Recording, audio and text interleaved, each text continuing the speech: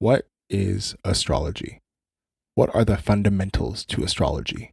How is astrology useful? Astrology does not need to be complicated or mysterious. I'll explain. There are four main parts to astrology. If you learn these basic fundamentals, you can understand any form. All astrology is built upon these basics. The fundamentals are the planets, signs, houses, and aspects. Understanding what each is and what each represents and how they operate together is the fundamental process of astrology. There are many branches and specific types and fields of astrology, but these fundamentals apply across the board. Simply put, astrology is a symbolic system attempting to understand and explain the human psyche, our behavior, and our experience of life. Astrology applies a complex and all-encompassing system and order to the processes of the human psyche and our experience of life.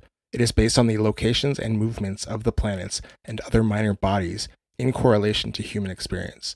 At any given point in time, if you took a snapshot of the planets in the positions they are in, this is what the astrological chart shows. For the time and place when someone is born, this is called the natal chart. The natal chart is considered to be the blueprint for the psyche and shows the complete potential of an individual, the good and the bad. Astrology is a model of the human psyche, similar to the Myers-Briggs test, the Big Five personality assessment, and even things like genetics and neural networks. Astrology is not deterministic and is based on probabilities and potentialities. What is more likely, not what is predetermined. It isn't telling you who you are. It is showing you your potential and that also you are okay how you are. Ultimately, every individual is unique and not something like some pie in the sky magical way. Like, we're genuinely unique in our psyche. And this is shown in astrology and in the birth chart. Few people have the exact same chart. And even when they do, there are environmental factors that influence the chart's expression. For the natal birth chart, this implies it shows potential, but it's not something set in stone. This is because astrology is based on archetypes and not specific traits, and again, based on the potential for the expression of those archetypes. The astrologydictionary.com says, astrology is broadly defined as the study of the correlation between celestial and earthly events. It is based on the premise that when something happens in the sky, an event that has similar symbolic meaning will also occur on Earth. Astrology is the study of the placements of the planets and other minor bodies in relation to the constellations behind them, a planet in a sign. It assumes that the planets represent parts of us, our lives, and especially our psyche. The psyche being the all-encompassing mental and emotional state of an individual. Each planet represents an archetype, which can be split into many specific expressions. How a planet expresses is influenced by the constellation that sits behind it in the sky. That is the sign or zodiac sign a planet is in. The 12 zodiac signs each represent 30 degrees of the zodiac, with the circle, which is 360 degrees, split into 12 equal areas. This is different than astronomy or sidereal astrology, which uses the physical boundaries of the constellations established by the IAU. This is a huge point of contention in astrology, the two zodiacs, sidereal and tropical. All I will say about this right now is that both work, and also that astrology is not only based on the physical parameters, boundaries set by the IAU work for astronomy, but astrology is based on the balance between the 12 signs. So equal 30-degree zodiac signs is what I use, and that's what I encourage others to do. The zodiac is based on the path the sun and other planets move through the sky, and are the constellations in the backdrop of that path. That path is called the ecliptic. All the planets run roughly along this line in the sky. The signs are fixed in their positions relative to each other. Aries is always next to Taurus, which is next to Gemini, and so on. Always 30 degrees for each sign. The signs can be divided down into different groups based on qualities they share. These are the modalities and elements. Modalities are cardinal, fixed, and mutable, while the elements are obviously the traditional elements of fire, earth, air, and water. Each of these represents certain main qualities these groups share with each other. This is a common thing in astrology, grouping and classifying certain signs, planets, etc., based on certain shared qualities. And we'll see this in different spots. Carl Jung in his work saw these four qualities of the elements, and he, had his own interpretation of what those he grouped them in his own way. He basically saw it as, the feeling nature, the sensation nature, the thinking nature, and the intuitive nature.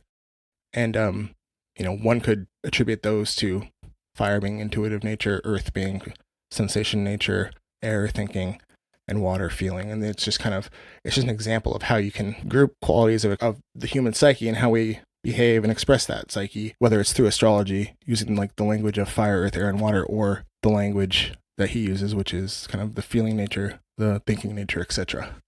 Yeah, I just wanted to point that out. It's just a common thing in any field or any study of the human psyche and human behavior and our experience of life is attempting to group similar expressions or similar qualities, similar parts of the psyche that have related qualities. So in front of those signs, those zodiac signs along the ecliptic, we have the planets. And the planets are the dynamic part of the chart. And they shift their position in relation to each other. And they're the part that is inside the ring of the signs, and then between the ring of the signs and the ring of the houses is the planets. And the planets can shift in relation to each other over time. The planets, they can move in ways where, at one point, Saturn and Pluto might be near each other, i.e. last year, but at another point in time, they might be at completely different spots in the sky relative to each other. And that can apply to every planet. And so the planets are very dynamic in the way that they move in relation to each other. That's a very fundamental part of why the planets are the main part in astrology, kind of the distinguished part, whereas the signs represent kind of the all-encompassing quality of everything that makes up everything about life. The planets are the dynamic mode of expression for that all-encompassing energy of each of the signs. What we see from this is the planets, and especially their position or place in the sky, matters immensely. So, a planet represents a part of the psyche. In a sign, that part of our psyche gets influenced or flavored by the sign. And that sign wants to express itself, but the signs cannot express themselves except for through a planet. And so it kind of always, there's that kind of dynamic back and forth where, both want to just express themselves on their own and be their own thing, but they have to always express together, so to speak. And so there's this, always read a planet in a sign. So, and this combination of the planet in a sign expresses itself in one's life through the houses. And then this is similar to the zodiac signs and how they represent the circle outside the planets. The houses represent the circle on Earth, inside the planets, so to speak. These three factors, the planets in a sign, in a house, in one's chart, shows how that planet will express, i.e. how that individual will behave, how the complete makeup of their psyche. It isn't exact because within a given archetype, one can behave and express that planet sign combo in many ways. And this is very important. But it will fall within the archetypes involved. So, for example, if someone has the moon in the sign of Libra in their first house, they will express the moon part of their psyche, their instinctual nature, their emotional needs, our sense of internal security, will be expressed in a way that is focused on the other, Libra, while also being about the individual's personal identity, the first house. And so, how this specifically expresses itself depends on many factors, including the environment and what is encouraged and suppressed by the individual, but they will still behave in the scope of the archetypes involved. In this case, the archetypes of Libra, the archetypes of the moon, and the archetypes of the first house.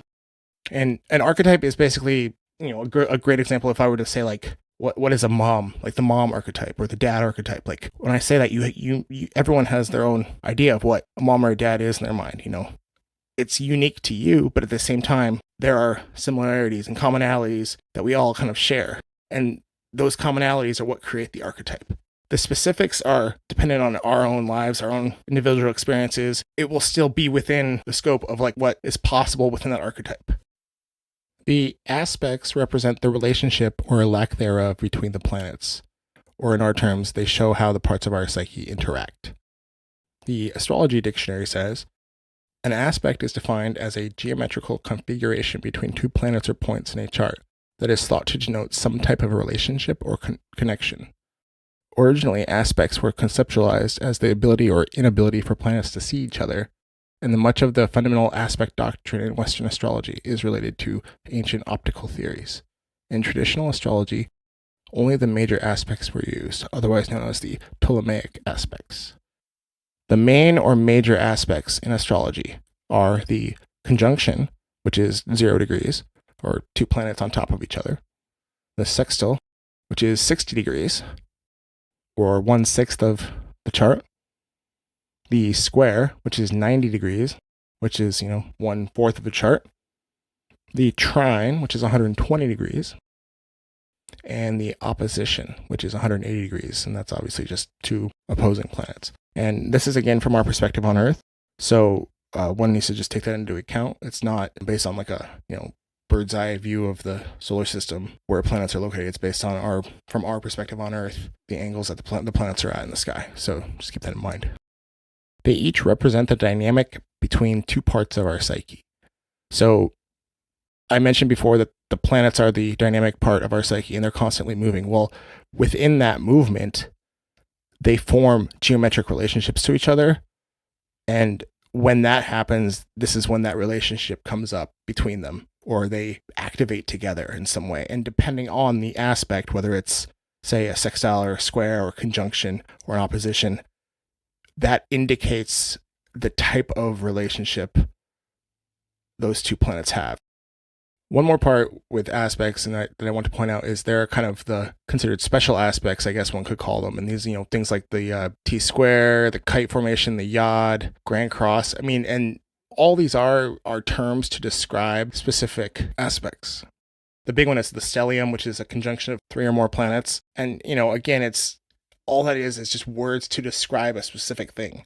It isn't like, it doesn't have any magical power. And I don't mean to say that to be insulting. It's think of it from a psychological and kind of more psyche's perspective. It's just more parts of the psyche interacting together.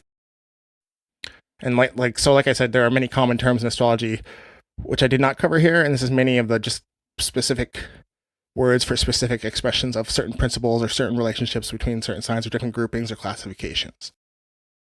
So it can be fun to use special language to describe certain things in astrology. And much of this comes from medieval or ancient times. And they're not wrong, but in the same way we must not read mythology or religious texts literally. We must also take ancient astrology and connect it to our modern understanding of the human psyche. We know in modern times that all religious and mythological stories are not literal, and yet are an attempt by previous humans to explain their own psyches, the psyches of those around them, their experiences in the world around them. The planets are named for gods in ancient Roman and also Greek mythology. And other minor bodies are also mainly named for the gods or other important historical figures from many cultures. These figures represent archetypes. The gods in Greek and Roman mythology were stories meant to explain the human experience of their time, not literal, and astrology works in a similar way. A planet does not literally control or affect a person, but in the same way that mythology and religion attempt to describe our internal worlds as well as the outer, astrology does the same, but it builds upon these stories and applies a system and order to the processes of the human psyche. And finally, how is astrology useful? Astrology allows for greater self-awareness and ultimately more empathy and compassion for the self and for others. It shows us our blind spots and the parts of us we might not be aware of. So many issues for individuals and in society stem from insecurity and lack of self-awareness. Better self-awareness and self-acceptance helps to change this. Astrology can show us areas of growth or strengths we didn't know about and provide clarity with both. Astrology allows and acknowledges that every single human being is an individual. And through the natal chart, the blueprint for the psyche, we can know ourselves fully and understand ourselves fully and express who we are fully, our own unique individuality. This sounds cheesy, but I mean it fully. Instead of everyone putting energy into being like others, being something they're not, we can put that energy into understanding and expressing ourselves. We look to others because we don't know who we are or what our purpose is. We can use astrology and the birth chart to help learn these. Adding to the usefulness of astrology, it can help humanity as a whole. Using mundane astrology and the study of transits, the movement of the planets currently, we can plan and time things for the best and know what the psyche of the world, so to speak, is like at any given day. Looking back at history, when planets were in certain signs or when planets made aspects to each other, can teach us about potential future possibilities when these same things happen again. Of course, the exact same things won't happen again. I mean the literal things that happened in history. But similar to the natal chart, we can consider the archetypes of the planets and signs involved